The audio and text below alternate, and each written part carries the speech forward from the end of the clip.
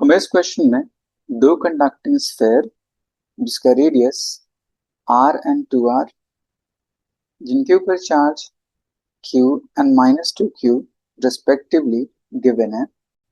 अगर charge of inner sphere को double कर दिया गया सो पोटेंशियल डिफरेंस दोनों स्फेयर के बीच में कितना चेंज हो जाएगा हमें कैलकुलेट करना है। इस क्वेश्चन को जनरलाइज करने के लिए मैंने एक दूसरा रिलेशन डिफाइन किया। सपोज दो कंसेंट्रिक कंडक्टिंग स्फेयर जिसका रेडियस r1 r2 है जिनके ऊपर चार्ज q1 एंड q2 है। सो इन स्फेयर्स के बीच में पोटेंशियल डिफरेंस कितना होगा पहले हम वो डिफाइन करते हैं, फिर इस क्वेश्चन पे आते हैं। लेट्स से इनर स्फेयर उसका अपना कुछ नाम a, आउटर स्फेयर उसका अपना कुछ नाम b।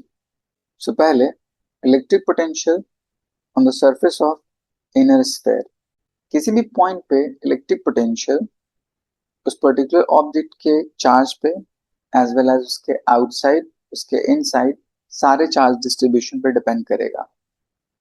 So we can say electric potential at point A, since ये पॉइंट इनर स्फेयर के सरफेस पे है, जितना पोटेंशियल इनर स्फेयर का सरफेस पे होगा उतना ही पॉइंट ए पे होगा, as well as outer surface के पॉइंट ए इनसाइड है तो जितना उसके सरफेस पे पोटेंशियल होता है उतना ही उसके inside.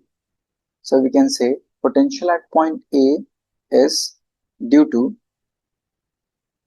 surface of inner sphere plus outer sphere के जितना surface पे होगा उतना ही उसके inside surface of outer sphere.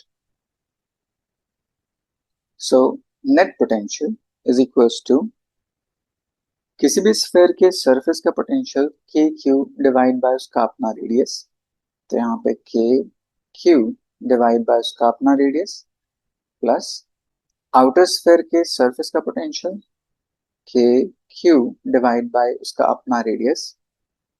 Again अगर हमें डिफाइन करना है पॉइंट बी पे पोटेंशियल, जो कि पॉइंट बी इनर स्फेयर के आउटसाइड है एंड आउटर स्फेयर का सरफेस है। सो वी कैन से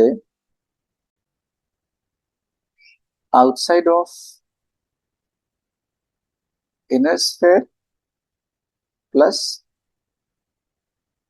सरफेस ऑफ आउटर स्फेयर।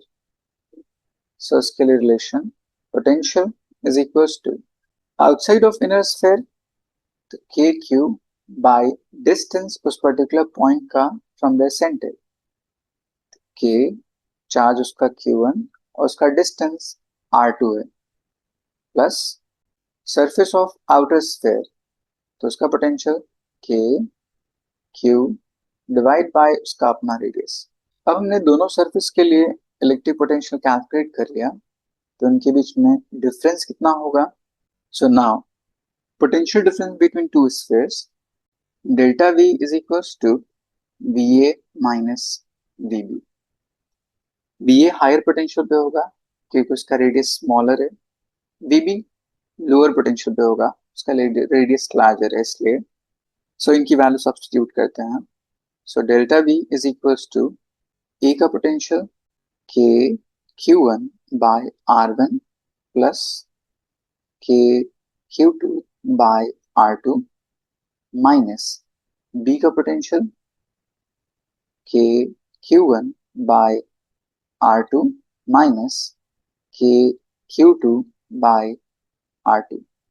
ये टर्म सेम तो आपस में कैंसिल आउट, तो बच जाएगा के Q1 बाय R1 माइनस के Q1 बाय R2। दोनों में से जो कॉमन है कॉमन कर लेते हैं, तो के common Q1 common, so we left with 1 by R1 minus 1 by R2. Potential difference between two concentric sphere। इस एक्सप्रेशन में पोटेंशियल डिफरेंस Q1 पे डिपेंड कर रहा है एंड दोनों रेडियस के डिफरेंस पे। इस एक्सप्रेशन में आउटर चार्ज का कोई कंट्रीब्यूशन नहीं है। सो अगर इनर चार्ज को डबल कर दिया जाए तो पोटेंशियल डिफरेंस उसके अकॉर्डिंग डबल हो जाएगी, क्योंकि ये डिफरेंस कांस्टेंट होगा। अगर इसके आउटर चार्ज को डबल ट्रिपल कुछ भी किया जाए तो पोटेंशियल डिफरेंस उस पर डिपेंड नहीं करता।